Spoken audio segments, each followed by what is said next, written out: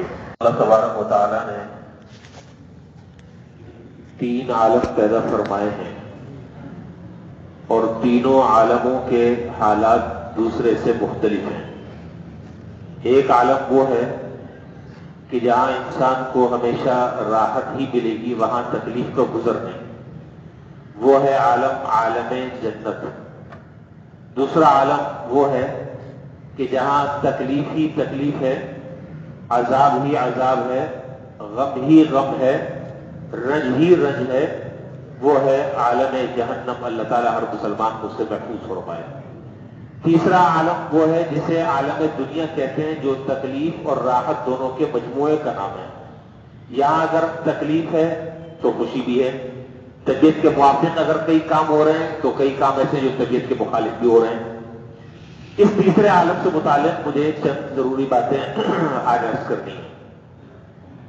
اس سلسلے میں پہلی بات یہ ہے کہ اس دنیا میں اللہ تعالیٰ نے یہ نظام رکھا ہے کہ کوئی شخص بھی ایسا تلاش کرنے سے آپ کو نہیں ملے گا جو یہ کہہ دے کہ جب سے میں پیدا ہوا ہوں اس وقت سے لے کر آج تک مجھے راحت ہی راحت پہنچی ہے، فائدہ ہی فائدہ پہنچا ہے، نہ میں کبھی بیمار ہوا، نہ مجھے کبھی کوئی غم لاحق ہوا، نہ کبھی کوئی پریشانی لاحق ہوئی، چاہے وہ کروڑ پتی آدمی ہو، کھرب پتی آدمی ہو، ارب پتی ہو، ایک آدمی آپ کو ایسا نہیں ملے گا۔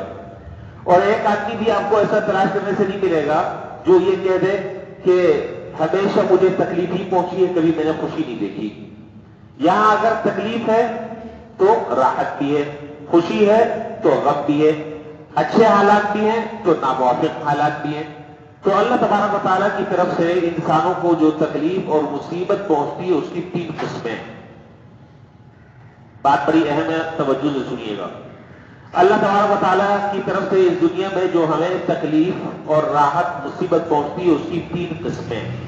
ایک قسم وہ ہے جو سراپا عذاب ہی عذاب ہے، دوسری قسم وہ ہے جو ہمارے لیے گناہوں کا کفارہ بن جاتی ہے، اور تیسری قسم وہ ہے جو ہمارے لیے رفع درجات کی بلندی کا ذریعہ بنتی ہے۔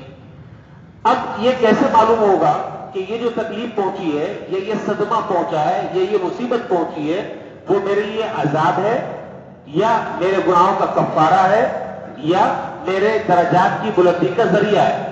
یہ پتہ کیسے چلے گا؟ تکلیف تو تکلیف ہے، غم تو غم ہے، پریشانی تو پریشانی ہے، اس میں تو کوئی تخصیص نہیں ہے۔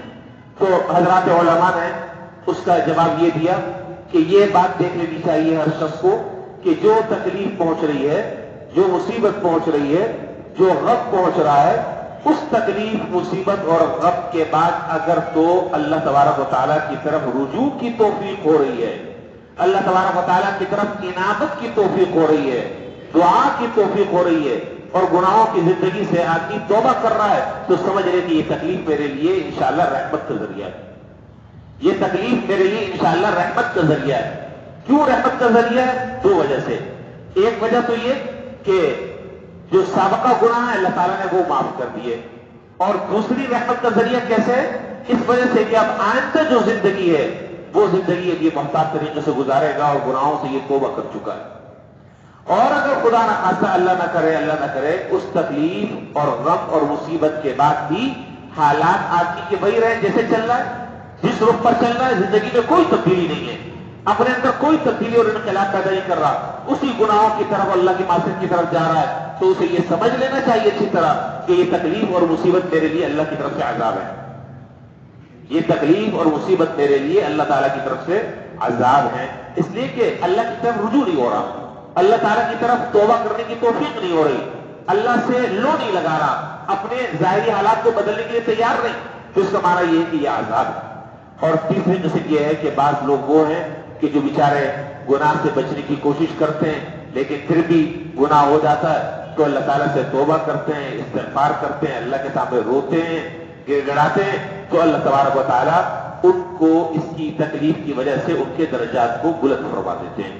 تو بہرحال حاصل یہ ہے کہ ہم جن حالات سے گزر رہے ہیں، ہر شخص آج پریشان ہے، کوئی آدمی کسی بھی دنیا کے کونے میں ہے وہ پریشان ہے، لہذا اس پریشانی کو دور کرنا ہمارے اختیار میں ہے، اور وہ یہ کہ ہم جتنے کام کے مکلف ہیں وہ کام ہمیں کرنا چاہیے، اور وہ کیا کہ اپنے گناہوں کی زندگی سے توبہ کرنی چاہیے، اللہ تبارک و تعالیٰ کی طرف رجوع کرنا چاہیے، آئندہ اللہ تعالیٰ سے گناہوں سے بچنے کی دعا کرنی چاہیے، توبہ اور استغفار کرنی چاہیے۔ انشاءاللہ اللہ تبارک و تعالیٰ کی ذات سے امید ہے کہ یہ جو ظلمات کے اور یہ جو غموں کے اور تکلیفوں کے بادل ہیں، اللہ نے چاہا تو یہ بادل انشاءاللہ چھٹ جائیں گے۔ اللہ تبارک و تعالیٰ ہمیں اپنی طرف رجوع کرنے کی توفیق عطا فرمائے۔ وآخر دعوانا ان الحمد للہ رب العالمین۔